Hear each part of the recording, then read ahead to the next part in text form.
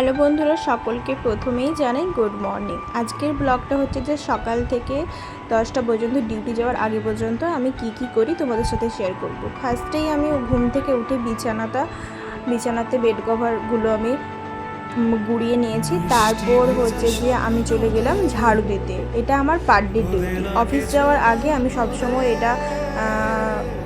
এই কাজটা আমি করি, মাকে এটা করতে দিই না। মা বাকি রান্নাঘরের কাজ প্লাস আমাদের জল ভরা থাকে সেই কাজটা করে, কিন্তু এই কাজটা আমিই করি।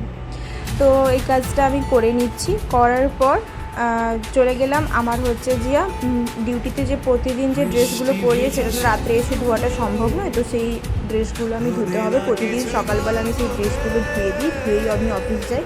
তো ড্রেসগুলো ধোয়া হয়ে গেছে, ধুয়ে আমি এবার সেটা ছাদে মেলতে যাচ্ছি।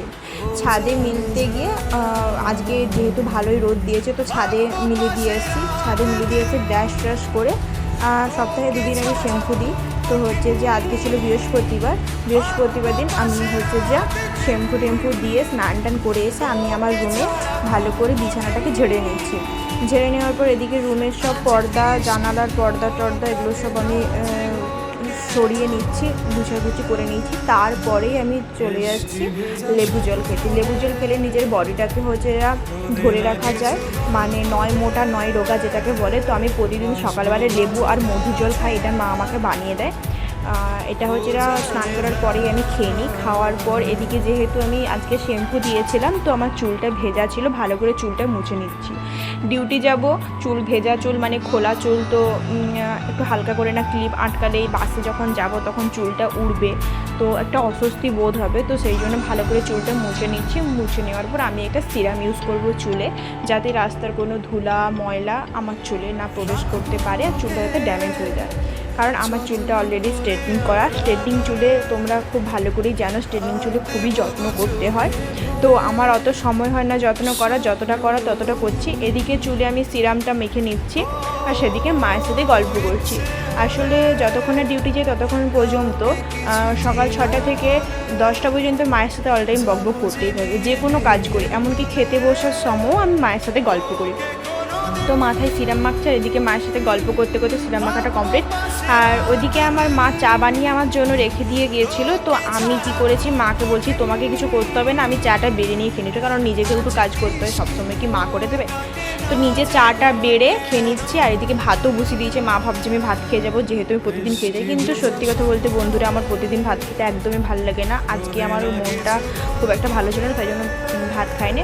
এদিকে আমি চা নিয়ে চলে এসেছি। আর আমার একটা বাজে স্বভাব বন্ধুরা বলে দিচ্ছি, যতক্ষণ চা থাকবে ততক্ষণ আমার বিস্কুট থাকবে, আমার মুখ চলবে চা যতক্ষণ না শেষ হয়। তো বিস্কুটটা আমি খাচ্ছি আর এদিকে মার সাথে গল্প করছি, মা আমাকে হাসাচ্ছে, আমি হাসছি। তো যতক্ষণ চা খেয়েছিলাম, বিস্কুট এদিকে খাওয়া কমপ্লিট। তারপর আমি চলে গেলাম আমার সাজের জিনিসের আলমারির কাছে, কারণ যেহেতু অফিস যাব, তো আমি কোন ক্লিপ পরবো, কোন গার্ডার ইউজ করব, কোন সানগ্লাসটা নেব, তো সব কিছু আমার এই আলমারিতে সব হচ্ছে যে আমার কসমেটিক থাকে, মানে যেটাকে বলে কসমেটিক থাকে। এদিকে আমি ড্রেসগুলো রেডি হয়ে অফিস যাওয়ার জন্য রেডি হয়ে গেছি, ওদিক থেকে সব জিনিসগুলো বের করে। এবার তোমরা তো জানোই, মেয়েরা যখন কোথাও বেরোয় তখন তাকে তো একটু হালকা করে সাজতেই হবে।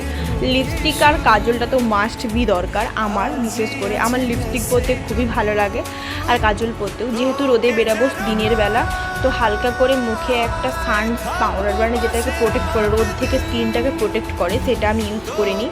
তো ওটা আমি ইউজ করে নিয়েছি। তারপর এদিকে আইলাইনার, চোখের ওপরে কাজল প্লাস হচ্ছে লিপস্টিকটা পরে নিচ্ছি, ঠিক আছে।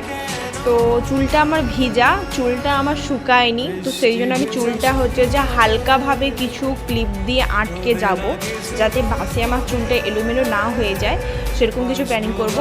এদিকে আমি পুরো ফুল রেডি। বন্ধুরা, যদি এরকম ভিডিও আরও পেতে চাও তাহলে তোমরা আমার সাথে থাকো।